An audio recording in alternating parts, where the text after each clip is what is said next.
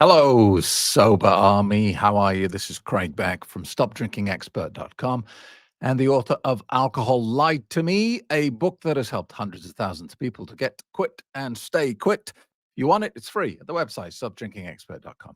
I'm going to be very honest with you today. I'm fed up. I'm down in the dumps. Um, my daughter is in hospital at the moment in a lot of pain. I mean, a crazy amount of pain. She's suffering with trigeminal neuralgia, which is a nerve disorder in the face. Apparently, one of the most painful things you can experience in your life, more painful than kidney stones, more painful than childbirth, and it sucks. And it's one of those things where you feel like life's too hard. Life is too hard. It's so unfair. And as a dad, I feel like I'm failing her, even as though she's in the best hospital. I still feel like I'm failing her. So I'm a bit down in the dumps today. Um, you might think, well, who cares, Craig? Yeah, we've all got our own problems. The only thing is, if this would have happened 20 years ago, when I was in the middle of my, heavy drinking, A, I wouldn't have had the resources to put her in the best hospital. B, I would have dealt with this horrible situation by drinking more. That little evil clown in my head would have been saying, "Craig, you don't need to feel this bad. You can opt out. You just need to drink the magic liquid, and all the bad stuff goes away." Of course, what really happens is some of the bad stuff goes away for me, but the bad stuff for my daughter gets worse because she doesn't have a father who's present. Her father's in zombie land. He's not there to help.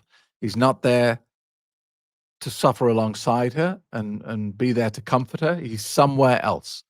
And so, 15, 20 years ago, I would have chosen a very different path. It would have been a lot easier for me, but it would have meant I was a lot less effective as a father, as someone to support my daughter. And I hate that that's who I was back then. And I'm glad I'm not. So as much as life sucks at the moment, and I'm really not enjoying life at the moment, I am grateful for the fact that I'm making decisions with clarity and without this poison running around in my system. Anyway, forgive me for the doom and gloom. I'm struggling to put on a performance today. But anyway, thank you for Matthew, who sent me this article from the Daily Mail to have a look at on the Happy Sober podcast. Daily Mail is a national newspaper in the United Kingdom with the headline, "Does Giving Up Alcohol Completely Really Work?" Which doesn't even sound like good English to me. Does giving up alcohol completely? Oh, okay. Kind of. Uh, why cutting down on drinking rather than well, then why is there no punctuation in this? Um, and look at this ad feature by Null. All right, so we already know that this is not honest journalism. This is not an honest story. This is a piece of propaganda from the industry. Why cutting down on drinking rather than going cold turkey might be a better solution for you. All right, let's see. Let's dig into this together because I haven't read this. So we're going to do it together. A bottle of ice cold rosé. I mean, already less than half a sentence in, we're using romanticized language about a poison. We're painting pictures. A bottle of ice cold rosé. A pint of chilled lager. A delicious cocktail. It's already bullshit. It's already leading in the direction it wants to take you. A dot, dot, dot, or two. Ooh, be a rebel. Did any of these feature in your summer socializing? Summer's all about enjoying yourself, and sometimes nothing says we're having fun in the sun quite like clinking glasses together on a nice day. All right. But now that autumn is starting to draw in, you may be thinking about your drinking, how much you've done, and how it's affecting you. Because chances are, while summer is over, your alcohol consumption may not be. Evenings are darker and parties are planned. There are life pressures, kids going back to school. Yeah, that's a reason to drink poison. The boss dumping ever more work on your desk, energy bills going up and then up again. It's easy to see how some of us might occasionally be tempted by wine o'clock in the hope of taking the edge off a stressful day. Okay. I mean, there is applied, implied bit of bullshit there, isn't there? Let's start again.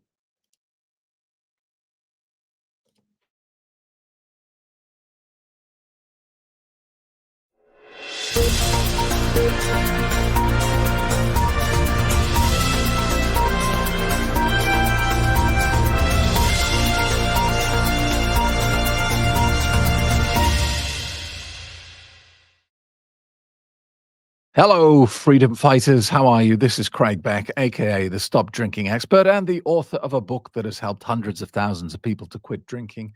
It is called Alcohol Lied to Me, and it's free down at the website, stopdrinkingexpert.com. All right, today, look, I'm going to be totally honest with you here. I am pretty fed up. I'm not in a good place. I'm struggling to put on a performance here. And life sucks at the moment. My daughter is in hospital with a trigeminal neuralgia, which is a nerve problem in the face. Apparently, one of the most painful things you can ever experience, more painful than kidney stones, more painful than childbirth. And it's incredibly tough for a father to see her daughter, see her child in that much pain. I mean, she's rocking, she's rocking backwards and forwards in pain. She is in the best hospital in Cyprus. Um, but they can't get on top of her pain. The pethidine morphine is not touching the pain, which is kind of is very tough, and life feels very unfair. So I apologize for being a bit down in the dumps, and I apologize for not hiding it better. Look, and you might be thinking, well, so what, Craig? We all have problems. We didn't come here to listen to you moan about yours. Fair enough. But I mention it mainly because, if this had happened 15, 20 years ago in the middle of my drinking, I it would have had an even more detrimental effect on the situation. It, this situation is horrible, but it would have been so much worse if I was drinking alcohol. A, because I wouldn't have had the resources to put my daughter in the best hospital. I would have sent her to the state hospital, and they would have ignored her, and she would have spent, I mean, in the UK, you spend 30 hours waiting to see a doctor, and when you have nerve pain that's crippling you, you haven't got 30 hours. Life becomes you want to die in that moment. So I wouldn't have had the resources because when I was drinking, I was flat broke.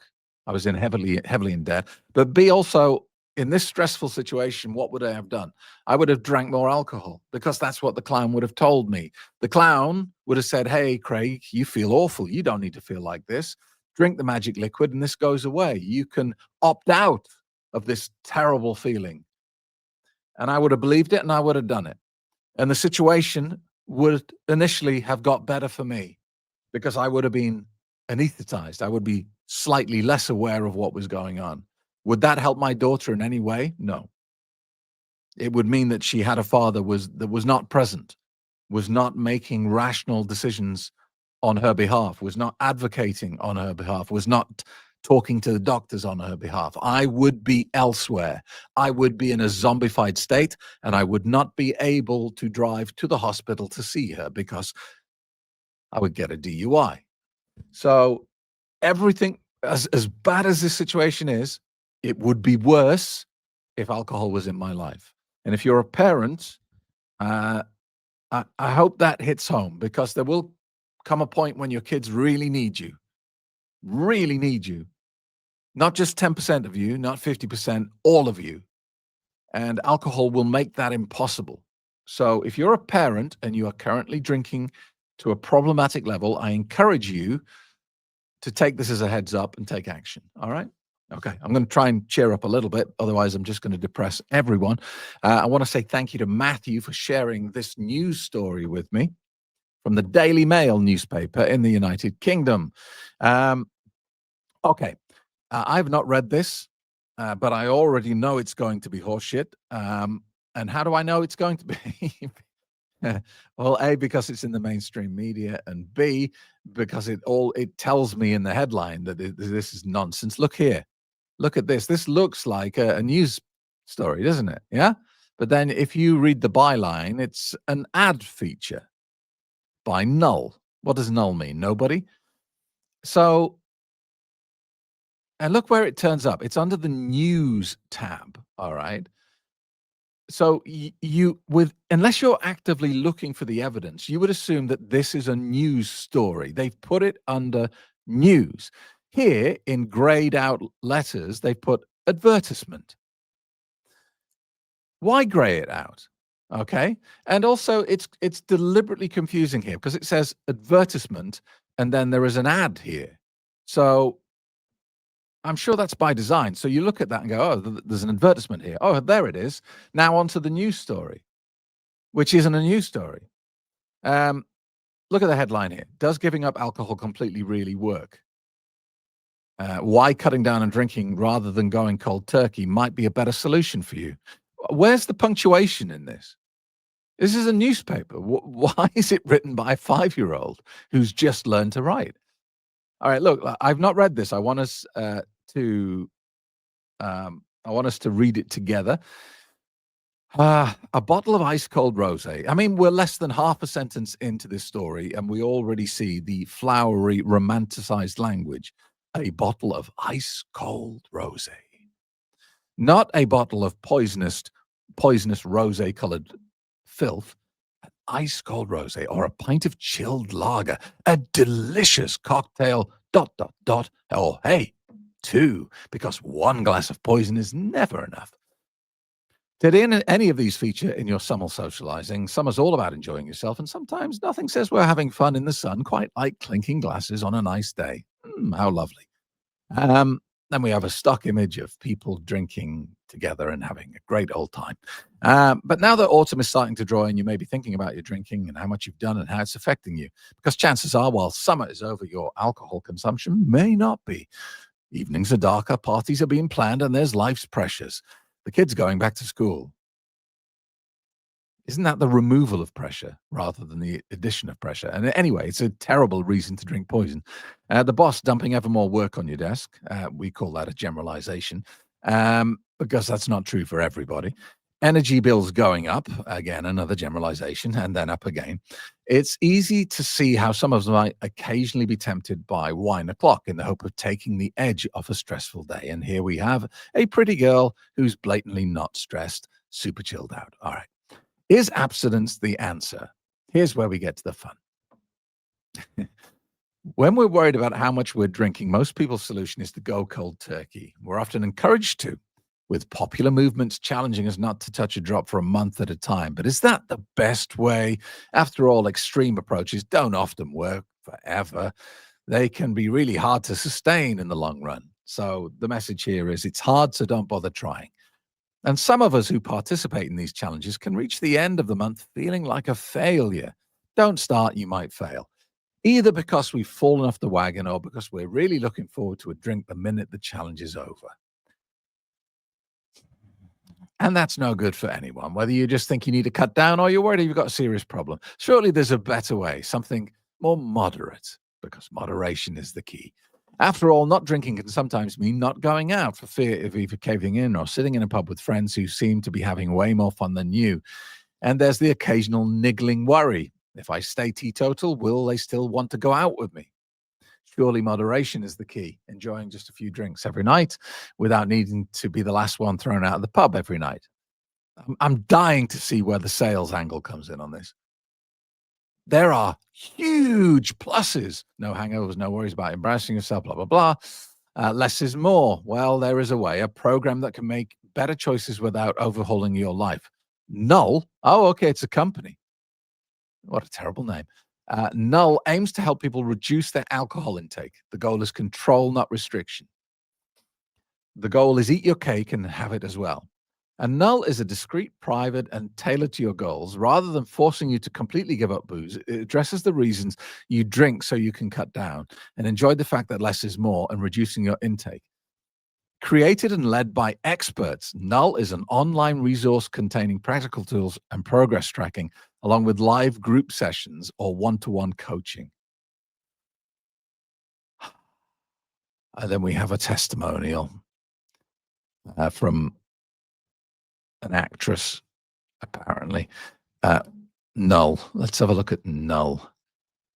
Thinking about drinking less. Start the quiz now. Okay. So a quiz to get you to invest some time. Presumably these questions continue for about 10 minutes. Now you've invested enough time, you think, okay, I'll put my email address in, and then they will start spamming you. All right, let's so how long is this going for? Let's just go through. How often do you currently drink? Every day? Yeah, what a surprise. I'm a great candidate for Null. Based on your answers, you're a point where support structure and community could make a real difference. Oh, I feel so honored to have passed the test. Null offers a flexible, non-judgmental approach to changing a relationship with alcohol, whether you're just curious or ready to commit. Get started. Discover our programs. Oh, beautiful. Classic, £199 a month. Therapeutic, £300 a month. Holistic, £450 a month. And a magic pill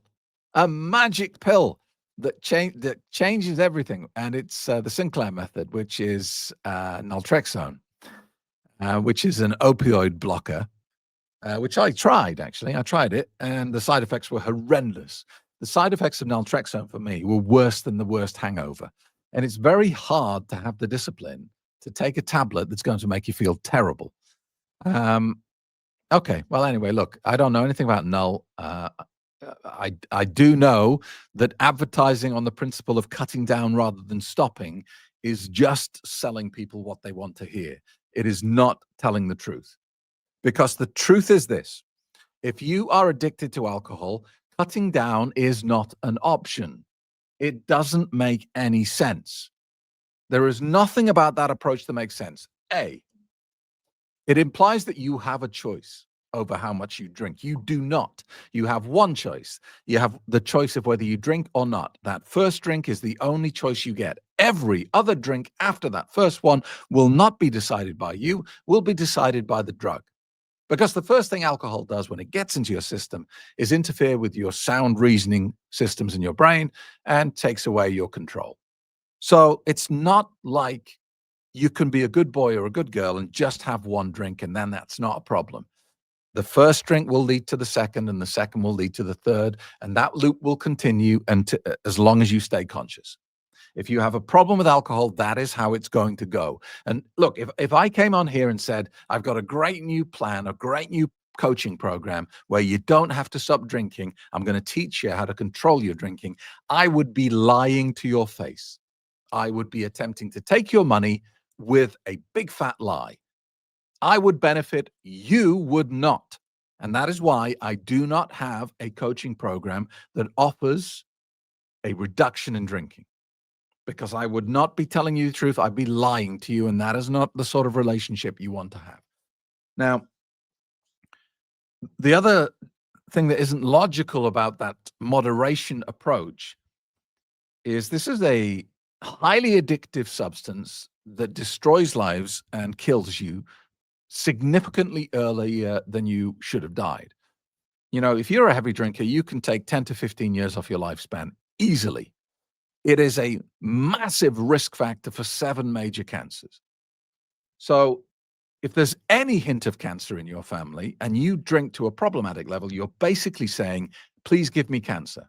That is your message to the universe. You're saying, I want cancer, give it to me. It's that dramatic, right? So if there was a substance released to market today that killed 3 million people every year, was highly addictive, caused traffic accidents, sexual assault and violence, and significantly increased the chance of getting cancer, would the advice be to take it in moderation or to not go near it? Because the truth is, if alcohol was released as a product today, it would not exist. the producers of it would be sued into oblivion. It would not be allowed to advertise on TV because it would be classified as harmful to public health. It would not get near the public. If it did, the company would be sued into bankruptcy within months. So, what I always say is change the drug. If you want to see if a statement holds water, like this news story, does this statement hold water? Then change the drug. So let's assume instead of alcohol, we're talking about heroin. Why giving up heroin completely? Does giving up heroin completely work? Well, the answer is yes, it really does. Why cutting down on heroin rather than going cold turkey might be a better solution for you. Right? I mean, beyond the medical context of tapering, if someone came to you, if a good friend came to you and said, I've got a heroin problem, I'm thinking about only doing heroin on Tuesdays, would you say, yeah, that sounds like a plan that's going to work? Would you say, yeah, fantastic, that's definitely what you should be doing? Or would you be saying, that doesn't sound very sensible? That sounds like it's not going to work. The best thing you could do would be to stop taking heroin. I mean, it just doesn't make any sense. It's telling people what they want to hear, which is not how you get results. Your friend comes to you, says, "Oh, I've developed this really bad habit of playing Russian roulette.